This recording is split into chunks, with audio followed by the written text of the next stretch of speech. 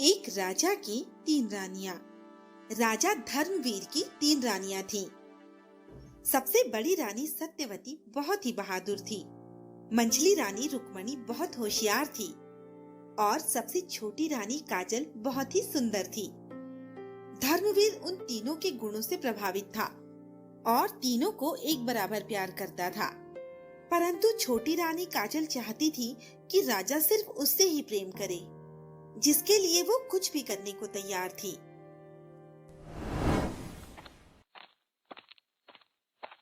तुम बिल्कुल सही समय पर आई हो। मुझे देखो और बताओ कि मैं कैसी लग रही हूँ। मैं उन दोनों रानियों से ज्यादा सुंदर हूँ ना? छोटी रानी जी, आपकी सुंदरता के आगे बड़ी रानी और मछली रानी कहीं नहीं दिखती। और ये हार तो आपकी सुंदरता को और भी बढ़ा रहा है। इससे आपकी सुंदरता में 4 चांद लग गए हैं। वो तो होना ही था। ये हार मुझे महाराज ने जो भेंट किया है, वो मुझे सबसे अधिक प्रेम करते हैं। मुझे तो लगता है कि राजा आपसे अधिक प्रेम मछली रानी से करते हैं।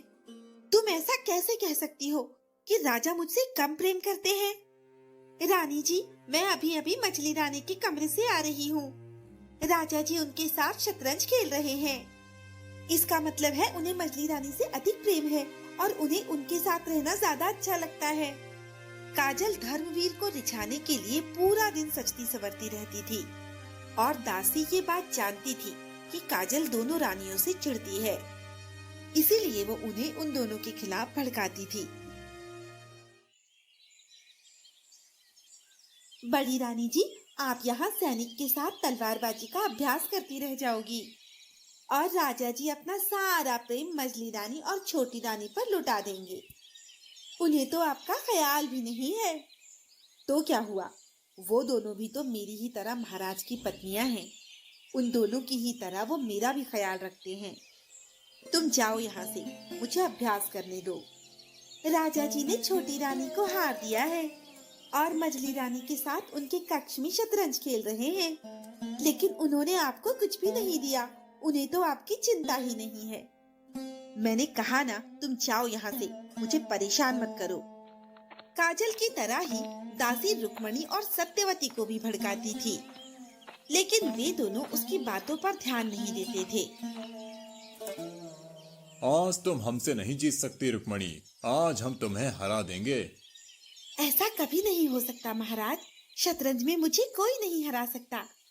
ये हुई शय और मात। लेकिन ये तुमने कैसे किया? हमने तो तुम्हें फंसा दिया था। हमारे तो कुछ समझ में नहीं आ रहा। ये सब मेरे दिमाग का खेल है महाराज। आप तो जानते ही हैं कि इस पूरे राज्य में मुझसे ज्यादा होशियार और कोई भी नहीं है। तुम ठीक कह रही हो रुक्मणी, तुम सचमुच बहुत होशियार हो, इसीलिए तो हम तुमसे इतना अधिक प्रेम करते हैं। आपके कहने का मतलब है कि अगर मैं होशियार नहीं होती तो आप मुझसे प्रेम नहीं करते? हमारे कहने का वो मतलब नहीं था रुक्मणी। मैं सब समझती हूँ महाराज। आप सिर्फ बड़ी रानी और मछली रानी से ही प्रेम करते हैं, मुझसे प्रेम नहीं करते।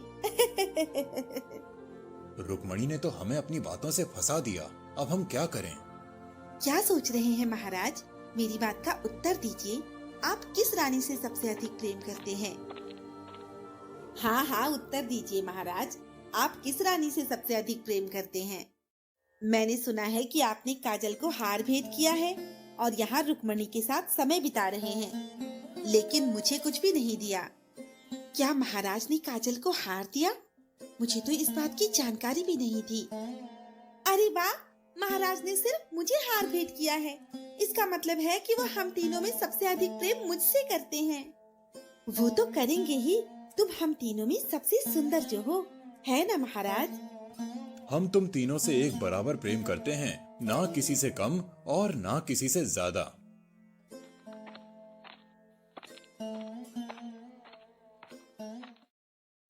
वाह काजल, तुमने भोजन तो बहुत स्वादिष्ट बनाया है। भोजन स्वादिष्ट कैसे नहीं होगा महाराज? मैंने इतने प्रेम से जो बनाया है।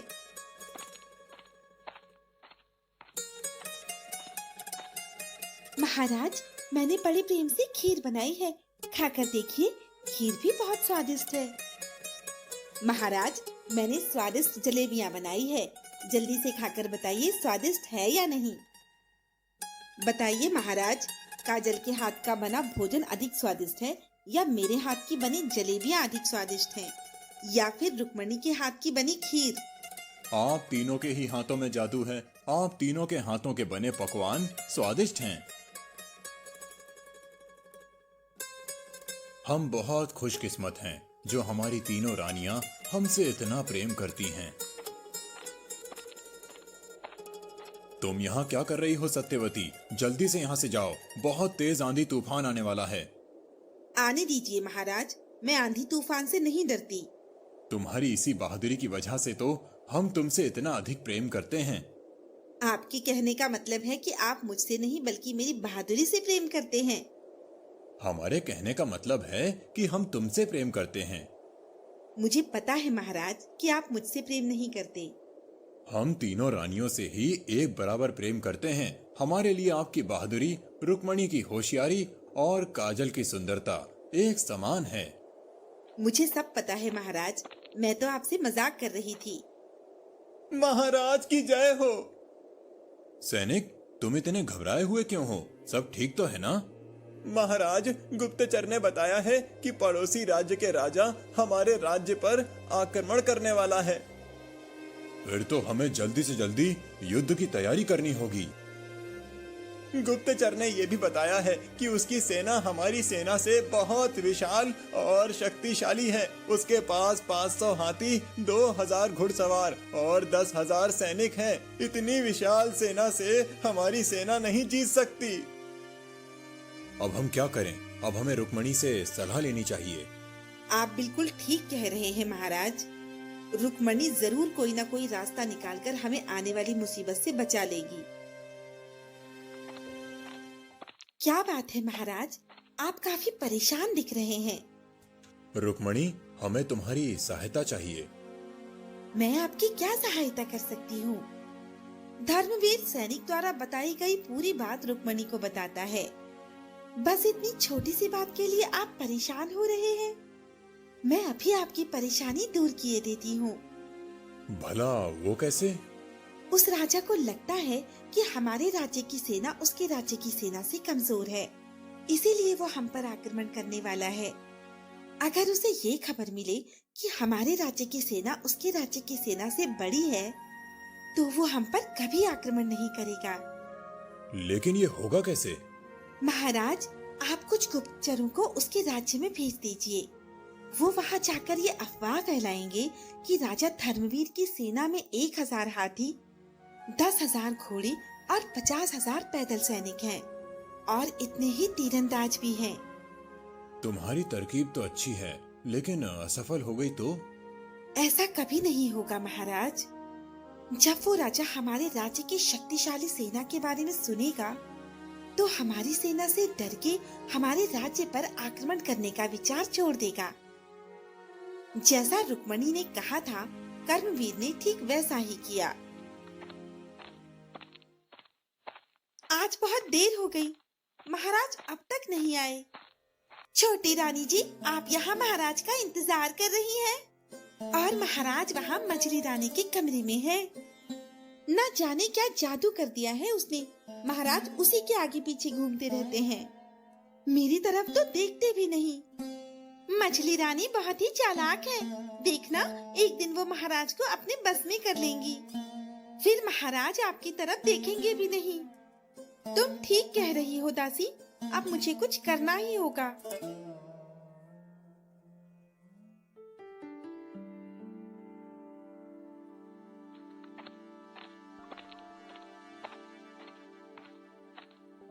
महाराज की जय हो। आपने जैसा कहा था, हमारे गुप्तचरों ने ठीक वैसा ही किया, और उनकी बातों में आकर हमारे पड़ोसी राज्य के राजा ने हम पर आक्रमण करने का फैसला बदल लिया है। अब वो आक्रमण नहीं करेगा। तुम्हारी तरकीब काम आ गई रुक्मणी। अब हमारा राज्य सुरक्षित है। हमारे राज्य में तुमसे होशियार कोई भी नहीं है, लेकिन अब हमें आने वाले खतरे के लिए तैयार रहना होगा। आप बिल्कुल सही कह रहे हैं महाराज। सत्यवती युद्ध कला में माहिर है और रुक्मणी को राजनीति और कूटनीति आती है। इसीलिए हम सत्यवती के साथ मिलकर अपने सैनिकों को युद्ध कला में और अधिक माहिर करेंगे और रुक्मणी के साथ मिलकर राजनीति और कूटनीति रणनीतियाँ बनाएंगे। और मैं क्या करूंगी महाराज? आप हमारे लिए स्वादिष्ट भोजन पकाना। नहीं महाराज, मैं भी आपके साथ ही रहूंगी। बिल्कुल नहीं, जैसा हमने कहा है आप वैसा ही करेंगी। काजल गुस्सा होकर वहां से चली जाती है। कर्मवीर रुक्मणी के साथ मिलकर आने वाली किसी भी मुसीबत से निपटने की रणनीति बनाने लगता है और सत्यवती सैनिकों को तलवारबाजी सिखाने लगती है।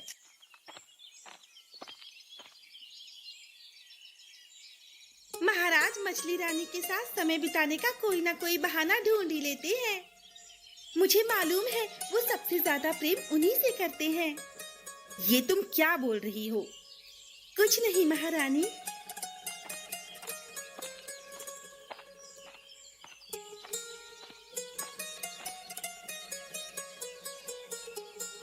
आप यहाँ फूल तोड़ते रह जाओगी छोटी महारानी, और मछली महारानी आपको महाराज से दूर कर देंगी। मैं ऐसा कभी नहीं होने दूंगी। तुझे बड़ा घमंड है ना कि महाराज सबसे अधिक प्रेम तुझसे करते हैं। मैं तेरा ये घमंड तोड़ दूंगी। तुम किस तरह की बातें कर रही हो काजल? मैं सही कह रही हूँ। काजल, तुम रुक्मणी से किस तरह से बात कर रही हो? तुम इस राज्य की छोटी रानी हो। तुम्हें इस तरह की बातें करना शोभा नहीं देता। कोई बात नहीं दीदी, काजल अभी छोटी है, नादान है। मुझे इसकी बात का बुरा नहीं लगा। वो पहली बार नहीं था जब कर्मवीर ने काजल को रुक्मणी और सत्यवती से लड़ते हुए देखा था। क्या बात है महाराज, आप बहुत परेशान दिख रहे हैं। मंत्री जी, हम अपनी रानियों के कारण बहुत परेशान हैं। भला रानियों के कारण आपको क्या परेशानी हो सकती है? वो तीनों ही आपसे इतना अधिक प्रेम करती हैं। उनका प्रेम ही तो हमारी परेशानी का कारण है। मैं आपकी बात नहीं समझा महाराज। भला उनका प्रेम आपकी परेशानी का कारण कैसे हो सकता है? सत्यवती, रुक्मणी और काजल तीनों ही हमसे प्रेम करती हैं, लेकिन काजल ऐसा सोचती है कि हम सिर्फ उससे ही प्रेम करें, हम सिर्फ उसके साथ ही रहें। हम जब भी रुक्मणी के साथ समय बिताते हैं तो उसे बुरा लगता है और वो फिर उससे झगड़ा करती है। हम चाहते हैं कि वो तीनों एक साथ प्रेम से रहें। काजल रुक्मणी और सत्यवती का सम्मान करने लगे। एक तरकीब है महाराज, जिससे वो छोटी रानी दोनों रानियों का सम्मान करने लगेंगी और एक साथ प्रेम से रहने लगेंगी। जल्दी से बताओ मंत्री जी, वो तरकीब क्या है? हाँ, यही एक तरीका है काजल के मन में रुक्मणी और सत्यवती के प्रति सम्मान की भावना पैदा करने का। हम राजपाट से संन्यास लेकर एक सन्यासी की तरह वन में अपना बाकी जीवन बिताना चाहते हैं। लेकिन महाराज, आप अचानक ऐसा क्यों करना चाहते हैं? क्योंकि हमारा हृदय परिवर्तन हो गया है। महाराज, मैं आपको कहीं नहीं जाने दूंगी। मैं आपके बिना नहीं रह पाऊंगी महाराज। आप तीनों चिंता न करिए, हम आप तीनों को भी अपने साथ वन में ले चल रहे हैं। आप तीनों वहाँ हमारी सेवा करना। महाराज, आपको वन में जाना है तो जाइए, लेकिन तीनों रानियों को अपने साथ ना ले जाइए। हम फैसला कर चुके हैं मंत्री जी, हम अपनी तीनों रानियों को वन में ले जाएंगे। वो वहीं हमारे साथ रहकर हमारी सेवा करेंगी। महाराज, वन में रहना बहुत अत्यधिक कठिन है। रानियां वहां नहीं रह पाएंगी। अगर हमारी रानियां हमसे प्रेम करती हैं तो वो जरूर हमारे साथ चलेंगी, लेकिन अगर हमसे प्रेम नहीं करती हैं तो वो यहीं रहेंगी। ये फैसला हम तीनों रानियों पर छोड़ते हैं। जो हमारे साथ वन में चलना चाहे चले, नहीं तो वो यहीं महल में रहे। महाराज, आप जहाँ रहेंगे मैं भी वहाँ आपके साथ रहूंगी।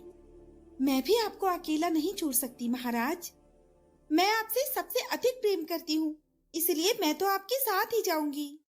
ठीक है, अगर आप तीनों हमारे साथ चलना चाहती हैं तो चलिए। मंत्री जी, कल सुबह हम महल छोड़कर वन चले जाएंगे।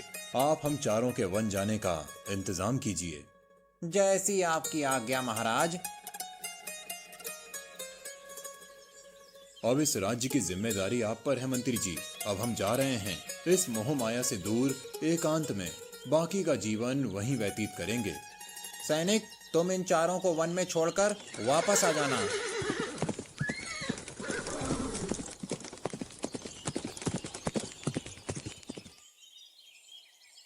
ये बहुत शांत जगह है, हम यहीं पर अपनी कुटिया बनाएंगे।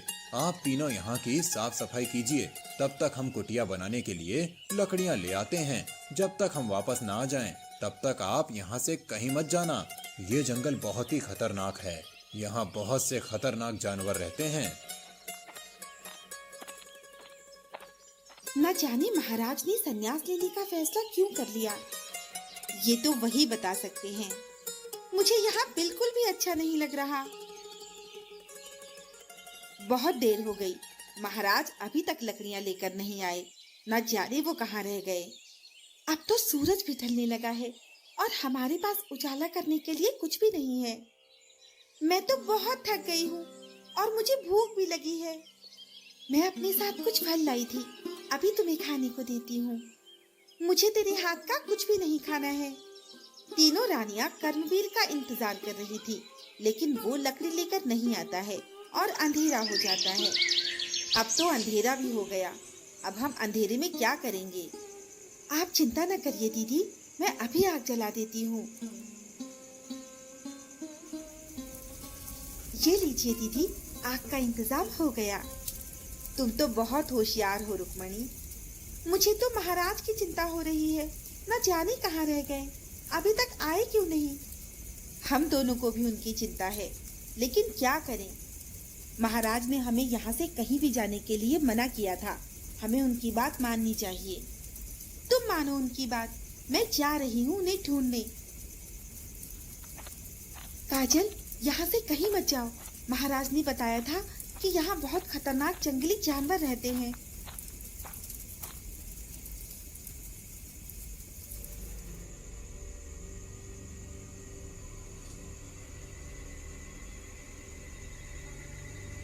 काजल, तुम ठीक तो हो ना?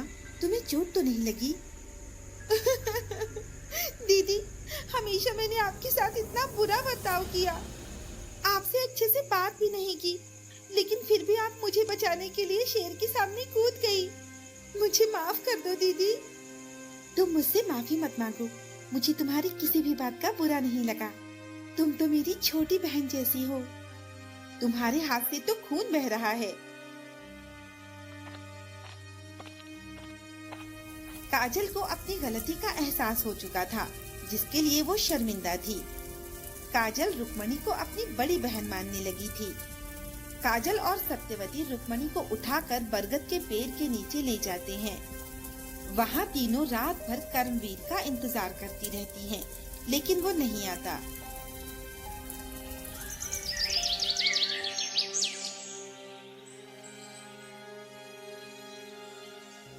लगता है आपकी तरकीब काम आ गई मंत्री जी। रात में जो कुछ हुआ उसके बाद काजल का व्यवहार बदल गया है। अब हमारी तीनों रानियां एक साथ हैं।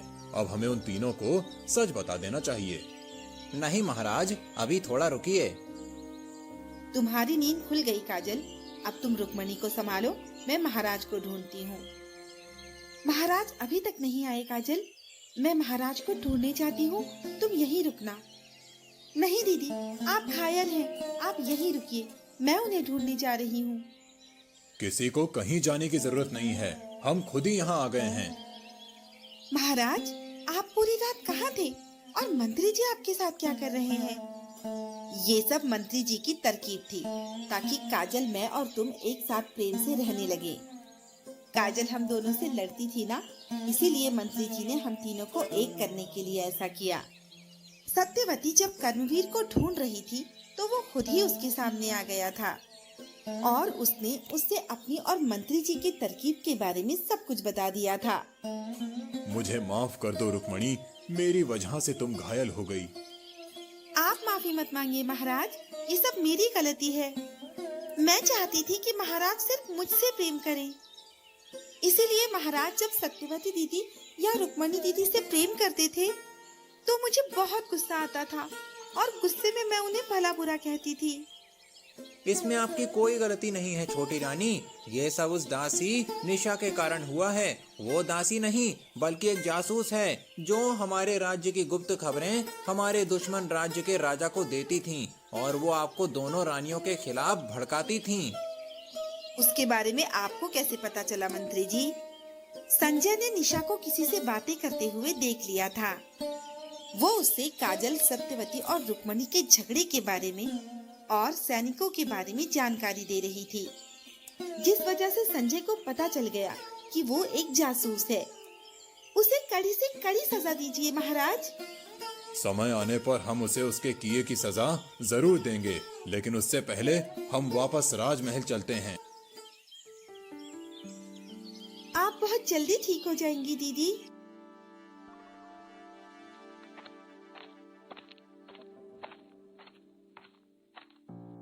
महाराज, हमारे गुप्तचरों ने बताया है कि हम पर आक्रमण होने वाला है। तुम चिंता न करो सेनापति, इस बार हमारी सेना पूरी तरह से तैयार है।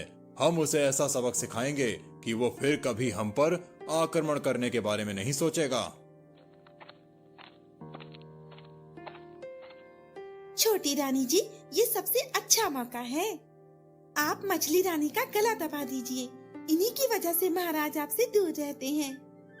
मुझे तेरी सच्चाई पता चल चुकी है कि तू एक जासूस है।